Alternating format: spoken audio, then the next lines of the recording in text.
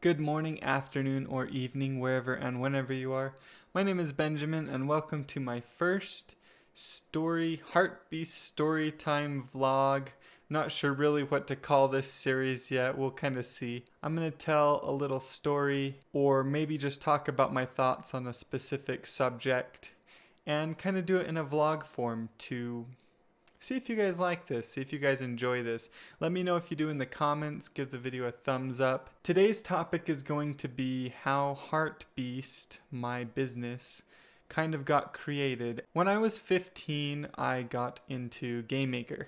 And that's pretty much all I did in my free time was work on different little projects and games that I was doing. I did it enough that I got pretty good at it.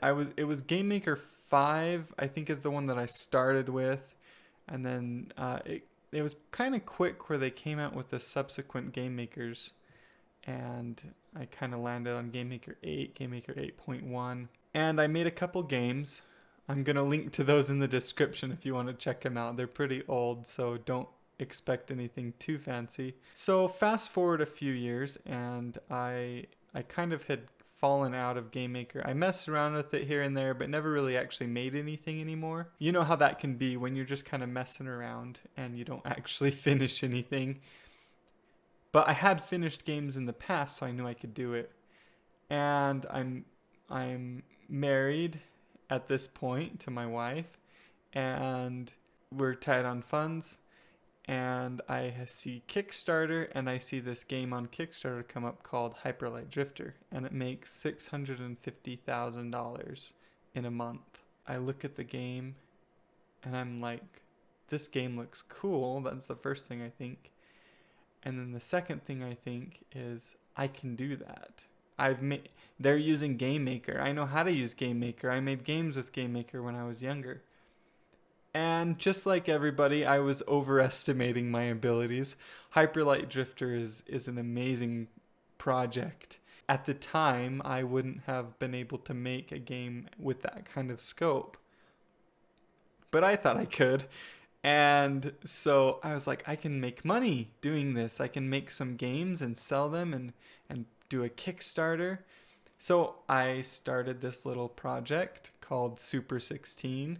And it was this Kickstarter, and don't look it up. You guys are going to go look it up now, I know you are. But it didn't do well.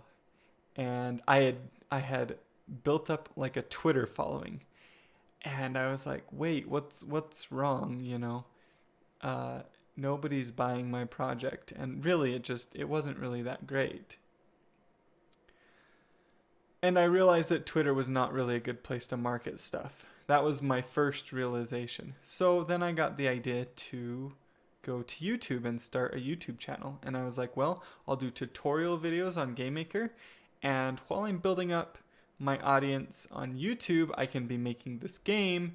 And then I can market the game to the people who watch my tutorial videos. That was my plan.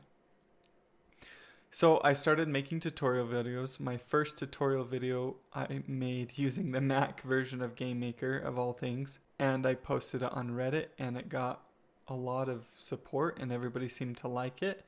And I was like, oh, this is fun. I can do this. And so I started working hard on that on my YouTube channel and doing a bunch of tutorial videos. And my first month, I remember my ad revenue from my first month was $4.97, and I probably worked 20 hours that month, but I was really excited about it. It was really motivating to me that, you know, I think part of the excitement came from the people who were excited to see my videos. It felt really good to make something and put it out there and have people appreciate it. Then I started building up my channel, and of course my ad revenue sort of capped at like $100 a month, which is still not worth the amount of time I was putting into my channel.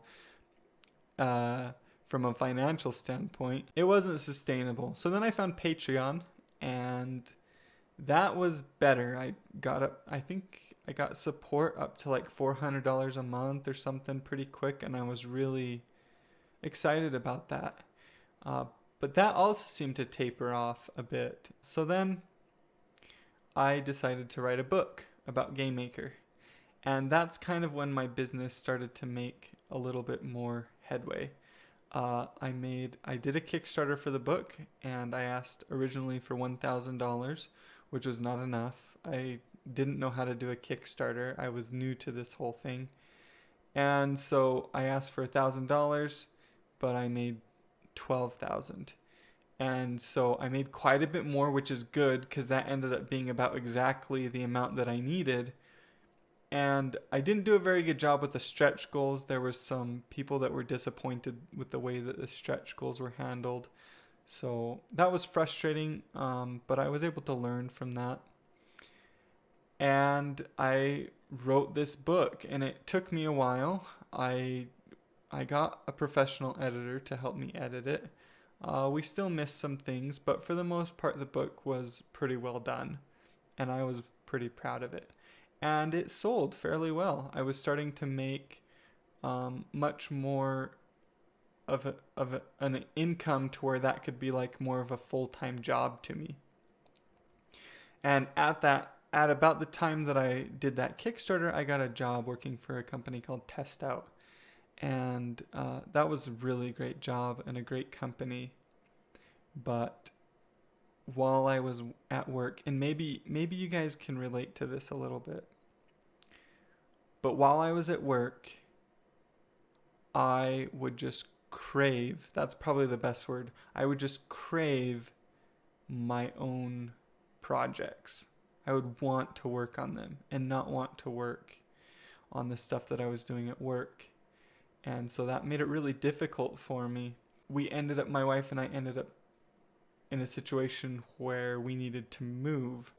What I decided to do was, my wife and I had my daughter at this time, my oldest daughter, we decided to move in with my sister, who had a house and an upstairs that she wasn't using really, and try and get my business going. I moved in with my sister and started my business, and that's when I made my first Udemy course, which was the platform, the Become a Game Maker and Make a Platform Game course. And that course did really well. I am so grateful for the support that everyone gave to me, and I was able to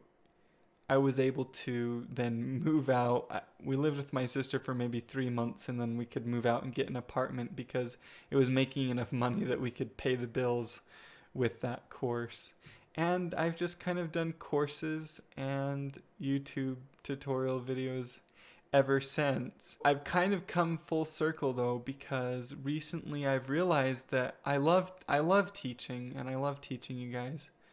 But my original goal with this was that I could make my own games, and I'm trying to find ways that I can limit the amount of time that I can still provide tutorial content, but limit the amount of time that I spend doing kind of extra things so that I can start working on games. I know you guys are going to ask this.